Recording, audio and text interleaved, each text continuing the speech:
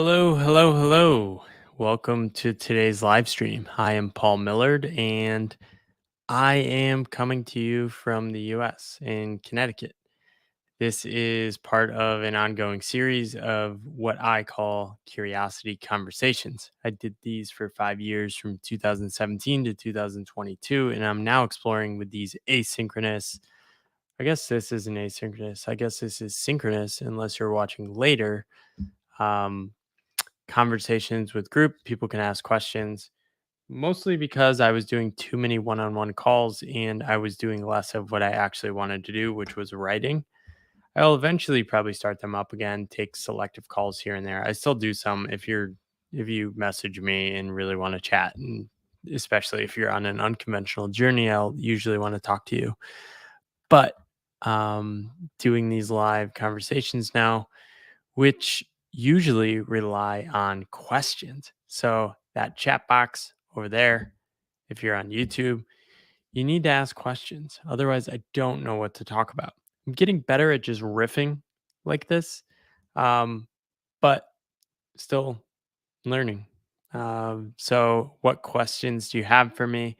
Happy to answer questions about my book, podcasting, consulting work I do, being a creator, being self employed, being semi-nomadic, um, any questions like that.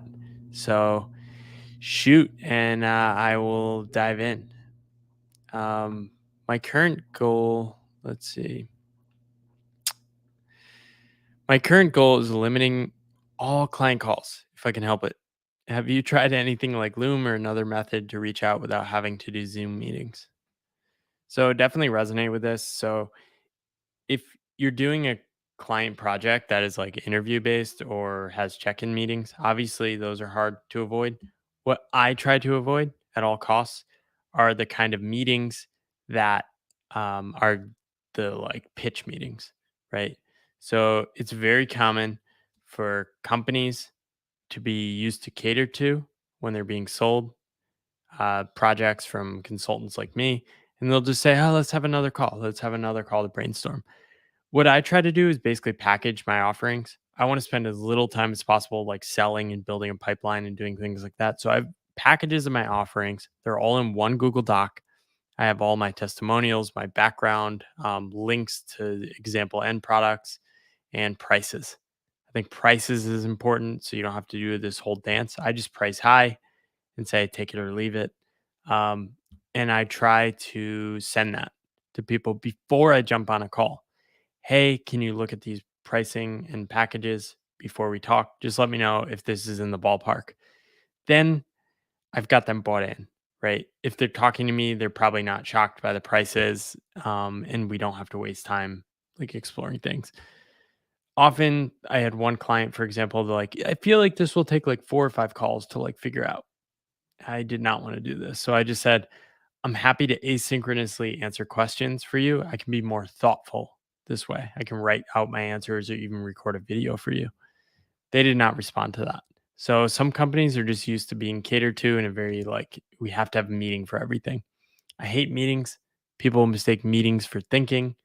Meetings are great places to make decisions, build rapport, but not great places to think, in my opinion. So that's my goal with all that. Hopefully that's helpful.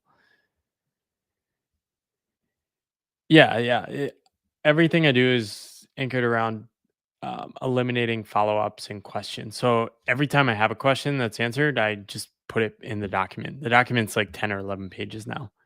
So often I'll do that. Other things I'll do is like send them the actual Google Doc version instead of the PDF and say, hey, you can add comments. Add comments where you have questions and I'll just answer it in the doc. I try to move everything asynchronously. So that's a big goal in my consulting work. Thanks for the question, Hampson. Uh, what else do we have? So on my mind, I spent the last 2 months in Connecticut. Have really enjoyed the summer here. Spent a lot of time with family, a lot of my cousins' kids. Definitely fun being around that. Excited for kids in my future as well. But headed to Portugal for a month in September, and then back to Austin for 10 months. So 10 months is probably the longest we've committed to living in a place since 2018, 2019. We lived for a year in Taipei. But yeah, excited for this next chapter. What other questions you have for me? It can be anything, any sort of questions. Doesn't have to be about anything I know. I can just make stuff up. I can riff. I can talk about whatever you want me to talk about. Otherwise, we're gonna have to end the live stream, which appears only 3 people are watching right now. So, um, give me your questions. Otherwise, I'm just gonna start reading from books. Here's Tiago's book, "Building a Second Brain." I was just doing a video review of it. It's uh, it's pretty good. I like this book. Um, I've uh, I've gotten a lot out of Tiago's approaches over the years. I've actually never bought his course, but just read his articles and implemented a lot of his approaches. My approach to using a second brain is more of a curiosity first approach, which is basically just take notes on stuff that inspires me and excites me and don't worry about it. Just dump it into the internet and then I rely on steady creation and consistent creation.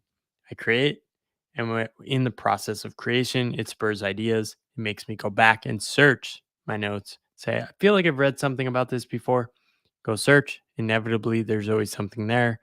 And through writing over time, I start to see, okay, there's these patterns. I can connect these dots, and it's very iterative and reliant on like what people are telling me, feedback I get, and just the experience of ongoing creation. So that's my approach to like second brain approaches. um Hampson is killing, you're killing it today. Appreciate all the support. Doesn't appear there's many people um in the live chat today, so appreciate the comments. One thing was I wrote about I'll talk about my essay this week. I'm gonna pull it up, see if I can share it. Um, doesn't appear I can share. Ah, here we go. Believe in others. Um, so this uh, this essay was something I wrote, which got a lot of feedback. Shared one of the more shared things I've written. And it's this quote from Tyler Cowen: "Raising the aspirations of other people is one of the most beneficial things you can do with your time. At critical moments, you can raise the aspirations of other people significantly, especially when they are relatively young. And simply by suggesting they do something more important and ambitious than they might have in mind. It costs you relatively little to do this, but the benefit to them and the broader world can be enormous." One thing I've been thinking about a lot is like our modern culture basically generates the opposite. It does not generate people that are wired to believe in others, but it generates people that sort of are uncomfortable with those taking unconventional paths, those people that don't fit in. I've heard this so many times from people on unconventional paths that like it really saddens me because there's such enormous upside here. There's such an asymmetry by from believing in people. You can literally take 15 seconds, like Hampson was doing in the comments, shout out, um, and say, "I love what you're doing, keep going." That can literally change someone's life. And I don't think people realize this. I want to highlight this more. All you need to do is like show curiosity and ask questions. What a lot of people do is project their fears onto other people. When they see people doing something different, something bold, they say, "What about this? Aren't you worried about this? Don't you think you shouldn't be doing this?" I think that's the wrong approach. I think generally, I believe I'm aligned with Cowan. It costs relatively little to do this, but the benefit to them and the broader world can be enormous. So believe in others. I think it's something worth doing and totally underestimated, I think. Um, just getting off work and my brain is a little fried. Shout out to Matthew. Jeff, how do you choose your destinations? Lisbon, Austin, etc. A lot of it has just been guided by like people I already know. So I like to go to places where I already have friends. I have a bunch of people I know, like acquaintances in Lisbon, and they're all people like I like the energy of what they're doing. I like the vibe of what they're doing. It's also just been a lot of attention on Lisbon as like a good nomad hub. I love nomad hubs because it attracts weirdos like me. And I sort of just want to like test out Lisbon. So we're going there for a month, see what it's like. Maybe that will lead to some answers that emerge during that time. I don't really have a long-term plan. Like my wife and I generally are pretty open. We don't have this like this is how life is supposed to be lived. That drives a lot of people crazy. It really works for us. So a lot of it is just continued experimentation, doing things like living in a place for a month gives us information about what to do next. Austin was similar, had a bunch of acquaintances I knew in Austin who were like great vibe, great energy, really engaged with life, wanted to be around those people. Took a bet on Austin, had visited once, liked the city, went there, loved it even more than I expected. We made a lot of great friends. So we're kind of like doubling down on that. Um, that's sort of how I make decisions. Mostly it starts with like, okay, do I know somebody there? Okay, they're telling me to come. I would have a friend there if I arrive. I'm going to go there. Seems to be a deficit in the quality of vision from our leaders. I'm confident that our generation will be able to fill this gap. You're doing a lot to help. Yeah, I think our generation is pretty good at like respecting people's different paths. I notice a lot of the criticism or anxiety or projection I get from people is from people that are a bit older. And I think there's a good explanation for this. I think a lot of previous generations really had to undermine their own sort of like essence to perform at work, perform roles in society. It was just a lot more rigid. And I think things are looser now. The millennial generation, I think, has been one of the biggest beneficiaries of this freedom. And I don't get a lot of pushback from like my friends about like taking different paths. They're mostly just curious or like respect what I'm doing and assume I'm making the best decisions for myself. I think previous generations paid a high price in terms of what they sacrificed and sort of like see that, okay, now life should be sacrificed in similar ways in following generations. Whereas, like, I think younger people don't have that mindset as much. I want to let people thrive. I don't want to see people like suffer, like pay their dues in that sense. I think that's kind of a mistaken approach to life. Check out Phoenix, like Phoenix. Yeah, I have family there, so definitely a fan of Phoenix. Might be spending some time there this winter. We'll see. Matthew, plus one. How do you advise people to deal with the issue of golden handcuffs, especially people with kids that feel like they have the responsibility to keep up a particular lifestyle? I don't know. Like, I don't, these questions, this is kind of what I was talking about before. These questions fascinate me. Um, these are your worries, not mine. Like, I like had to leave. Like I was willing to blow up my life and like go broke to do it. Um, I've also met many people that have done the same with kids. Like they had this idea that like they couldn't be the miserable, grumpy person at work to their kids and were willing to sacrifice anything to do it.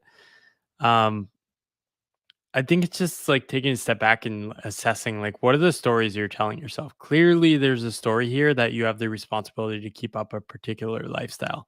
What does that actually mean? Is that lifestyle leading to meaning? If there, like, I'm guessing by asking this, like, there might be this like deeper fire inside of you that craves something more. And ultimately, my biggest advice would be to like read my book. I've laid out like all the ways of thinking about this, different mental models from different people. But one frame in there is from these professors, Gilovich and Davidai from Cornell, I think. They talk about the ought to self and the ideal self. Most people's regrets are that they fail to move towards their ideal self. We don't regret making mistakes in our life because our ought to self is so powerful. Our ought to self is the one that says we have a responsibility, right? If you have kids, you're probably not going to let them starve and you'll probably be willing to do a lot to keep up like whatever that lifestyle means. I think a lot of people are deluding themselves though with like what they need. They've never tested it. Like I don't really have any like fixed beliefs about what I need. I'm more like, okay, how can I actually test what I actually need and desire? When I lowered my income from like 150 grand a year living in New York to like 25 grand the next couple of years, what I noticed is I radically reduced my lifestyle and my happiness didn't really decline. It kind of went up because I had so much more freedom and flexibility, and I love that.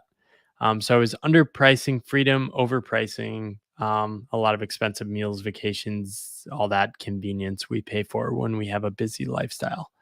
So my life's a lot easier now because I can go slower. I don't need to pay for convenience, things like that. Hopefully that answers it. Some half baked thoughts. Quiet quitting, another forced phrase from the media complex trying to make something happen. I think like the great resignation, it's like they've found that like writing about work generates a lot of clicks and shares. I think these are mostly pretty empty phrases and ideas.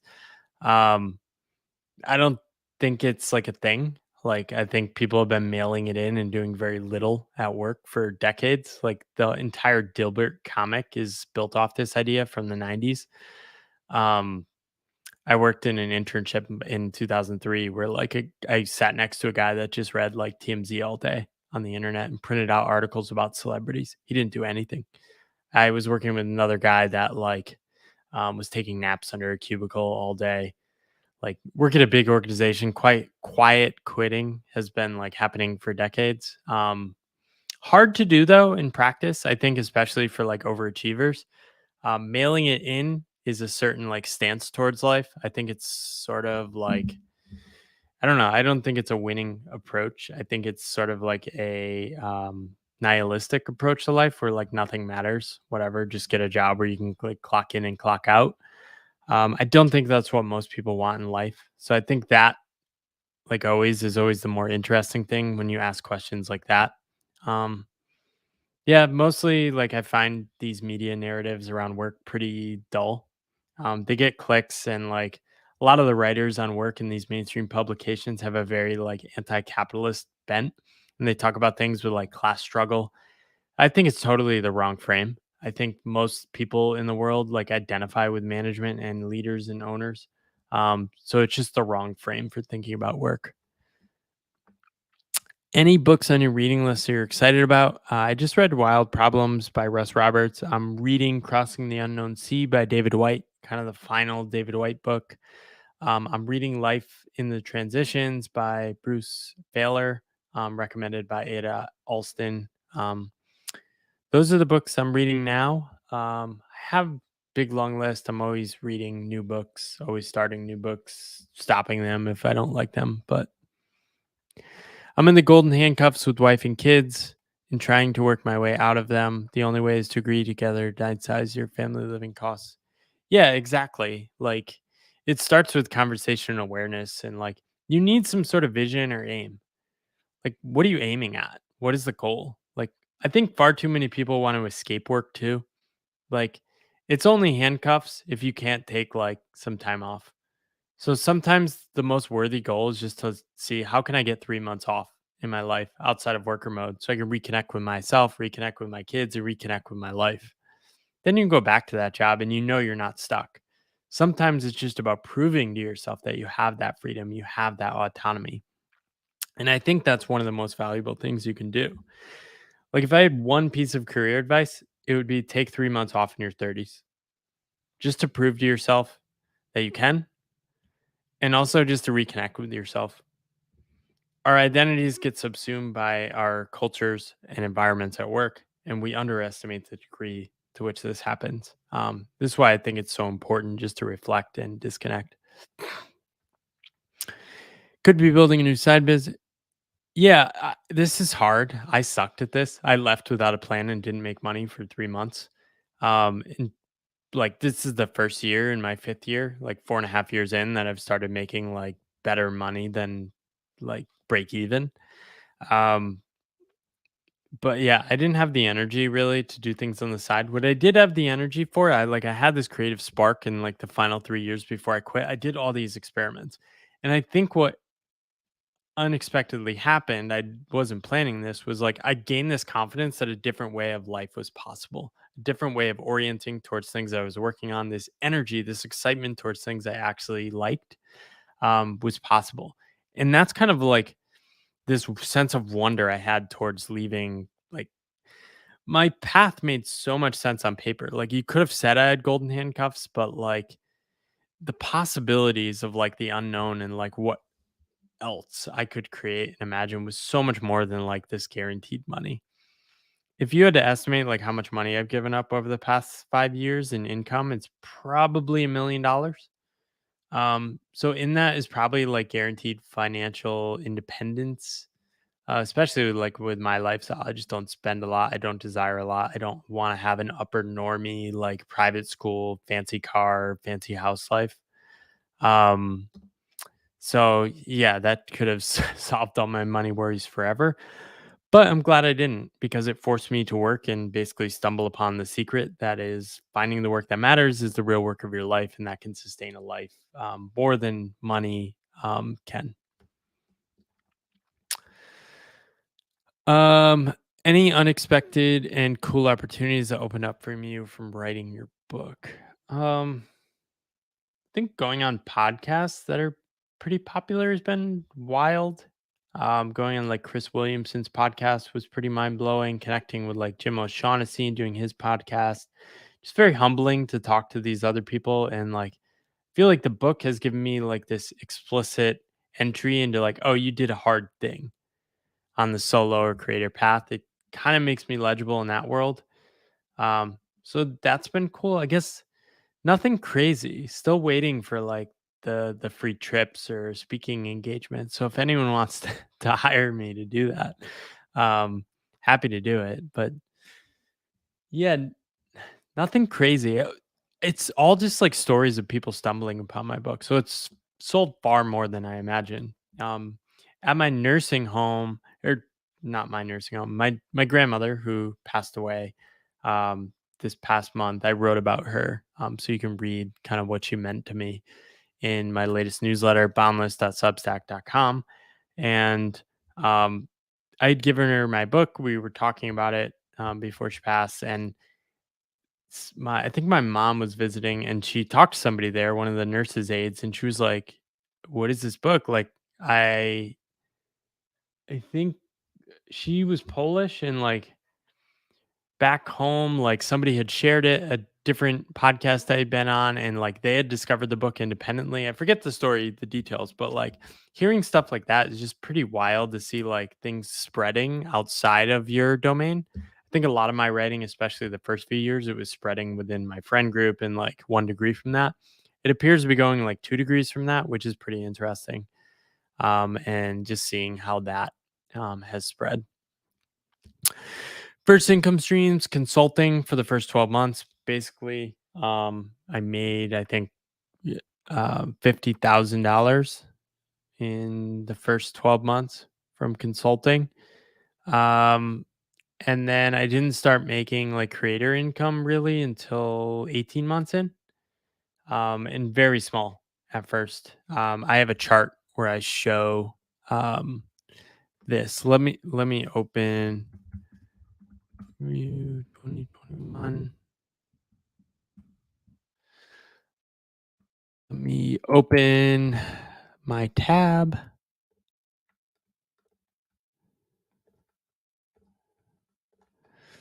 First income streams. So this is my annual review. I'll share this in the chat. Um, shared the link there. I shared. Where did I do this chart? Oh, right here. Yeah, this is my shift in sources of income over time. As you can see, the gray is freelance work. It took a while to get these courses in digital products. Basically, the gray went up from in 2019 because I had very little income. The total income was pretty low in the middle here, so like it dropped. And you can see this chart here. The red is the average revenue. So I basically like blew up my freelance work and just stopped taking projects. Went to zero. I think over there was like one 12-month stretch, not like an annual period, but like one 12-month stretch where I made like I don't know $18,000. and I was living in Asia in time on less than 1,000 a month, and I just sort of committed to the creative path. I loved it. I got so much nourishment and excitement out of doing those things, and I slowly just shifted to the strategy of like, as you can see, the bars on the bottom are number of income streams, and I just wanted more income streams. So like now I have like 4 or 5 that generate over $200 a month, and that's kind of grown over time. You can see other stuff. This is my income after tax income 31,000, 26, 20, 42, 56. This year might be the first one over 100. We'll see. It's hard to know like how much you actually make, which is pretty wild. Um, but yeah, first income outside of work, freelancing was pretty basic. It basically was just to ask people. I created like a deck I called myself like Vivo Strategies. I created a website. I abandoned that. I basically just do it in my own name now or under Strategy U. Um, First income out of work. Other stuff was just experiments. I've written so much about this stuff online. Let me see if I can pull up. Like you can read my guide to like courses. You go to my website. I've written all sorts of guides about like different ways I've made money and things like that. Also happy to like if you email me questions, I will answer them. I can write them too. Working with groups of college students. Yeah, I've given talks at a lot of colleges. I've done a lot of work with like undergrad students at UConn. Most driven undergrad college students want brand names and career paths.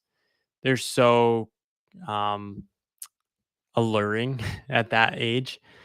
Um, and I actually think it's best to like take a career path, especially at least for a year, just to get in the institutional world, figure out how it works.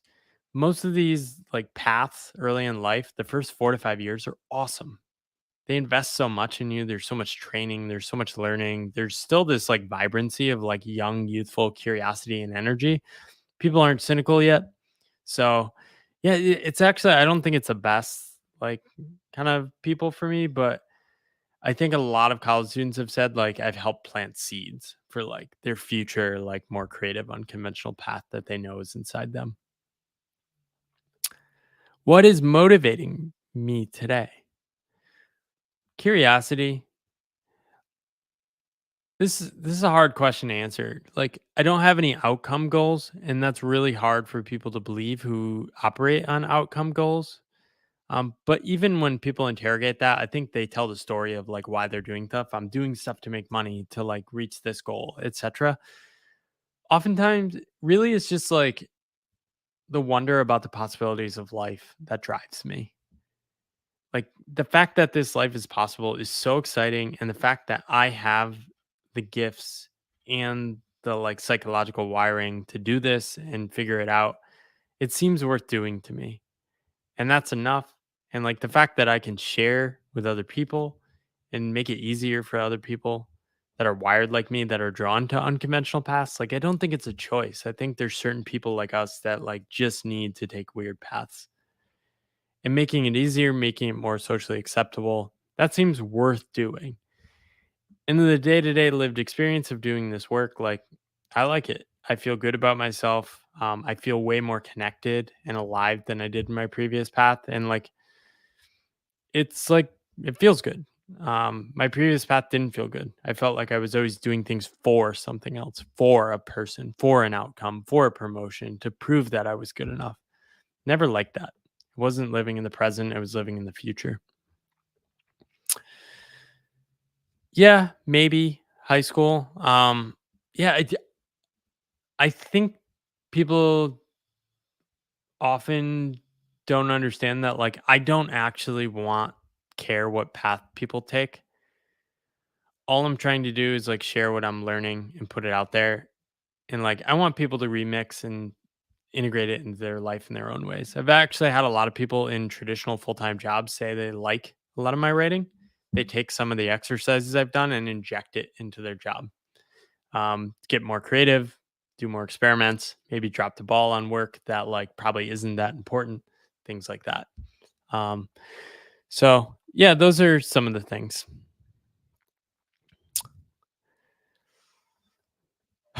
My voice is getting tired. Might need to get some honey. Let's see, what else? I will take maybe one or two more questions, but what else do we have? Let's see if anyone asked any questions on Twitter.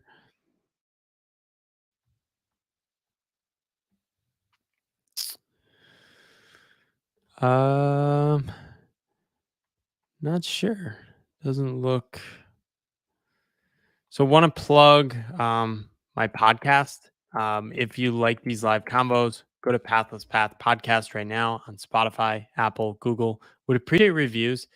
I realized like I got challenged recently by somebody that said like I'm terrible at asking for help. And I'm trying to figure out like how to ask for help better. So like if you do want to help me, I guess you could like rate and review the podcast. I find the podcast conversation super energizing and nourishing. Um, and really meaningful, like part of my life. And I want to keep doing them indefinitely. I don't have a plan, but I just want to keep following that pull. And I just linked to the one from Tashin Fogelman. Fun conversation, really good one. So you can follow on YouTube as well. If you haven't subscribed already, like, where are we going? Over here. Down there. Subscribe. Hit subscribe to my YouTube. I don't know what I'm doing. Maybe this could become an income stream in the future. We'll see. I don't know. To the pathless path and beyond. It was good talking to everyone today. Peace out. Live the life that you want to live. Don't live the life you think you're supposed to.